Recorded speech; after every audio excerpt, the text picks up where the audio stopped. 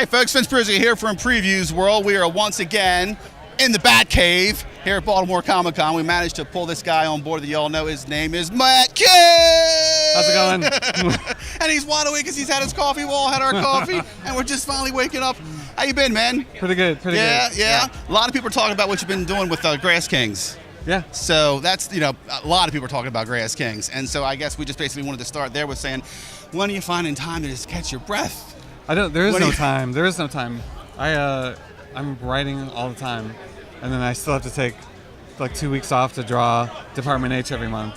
And so yeah, there's not much time, but it's my day job and my night job. So I say, how cool is that? You got the world's greatest job in the world. You make comics for a living. So what's there not to like? Yeah, the only thing I don't like is I can't complain to anyone, because anytime I complain to other friends, they have day jobs. They're like, "What are you talking about? What are you?" Right. I don't want to hear it, Matt. I hate you. I hate you, Matt. Right? You don't get Christmas cards because of it, right? Yeah. No.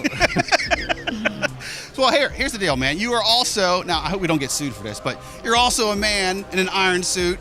I'm looking at Iron Man right here, but he's not Iron Man. His name is Manowar, and there's a new story arc now that's going to be coming out soon. Yeah. So if you want to give the people out there a little bit of a preview about what they may be in store for, what's going on with the Exo stuff. Yeah. Manowar number 7's coming out, and if you haven't read any of it, the first trade, I guess, is out, so you can catch up and then jump on with issue 7. Clayton Crane is doing the art, which was awesome to have him back. Like the last time I worked with him, we were doing Rye and New Japan and the 4001 stuff, and I've been wanting to work with him, for a long time, and finally our schedules worked out where he's back on. So his art's amazing. I saw the first issue, I guess last month, and it just looks amazing. His stuff's great. And Exo, if you don't know it, he's basically like a savage in a giant suit of armor, like a super suit. How do you get in Eric's head? How do you get in his head, man? What sets how do you just get into that zone where you think like a guy like that? How does that happen? I did a lot of crazy research. Like I read all of Robin Diddy did a great run of Exo before me, so I read all of that. But that doesn't really give you insight as a writer and how you're going to approach it, how you're going to get into his head. So I went back and looked at like Visigoths. He's a Visigoth, so I was like, what are Visigoths? Like I had a lot of history and like sort of glazed over that part of it, but it's basically they were these nomadic sort of guys that were running around, and the Romans were trying to rein them in. And so I did a bunch of research on Visigoths, and there's actually a lot online. I read probably this 30-page, somebody did a dissertation on Visigoth law.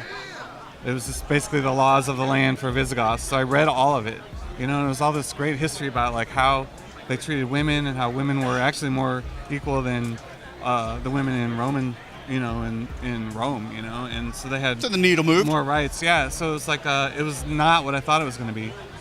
So just like reading about the laws that they had recorded, and sort of getting an insight into their culture through that or whatever really helped me get inside his head, and they were more like Christian believers too. So it was like all that stuff sort of fed into what I thought he might be. And like dovetailing that with what Rob had already done, sort of made it interesting, How far ahead are you in the series right now? In terms of like how far ahead? You don't want to talk about it? Yeah, We're going to talk about it anyway. Talk about it. When I started issue 1, I think I had 2 years planned out. Like I had an outline for 2 years. Wow. So we burned through a year of it at this point. I think a year is written, and then and now year 2 is what I'll be starting on like the next month or so.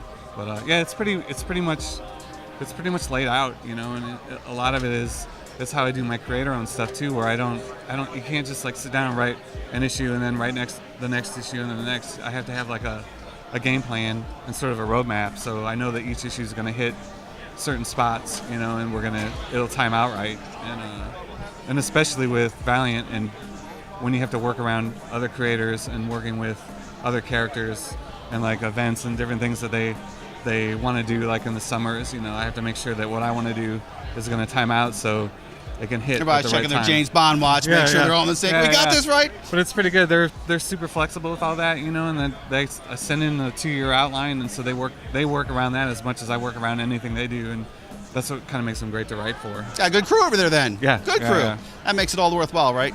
Thanks for talking to us today, thanks, man. Thank you Appreciate so it. much. All right. Folks, this is the guy right here who's driving the trail on Exo Manowar. You can catch it at any local comic shop. And for those of you out there who knows how this works, you know how this ends. Keep the faith. Keep reading comics.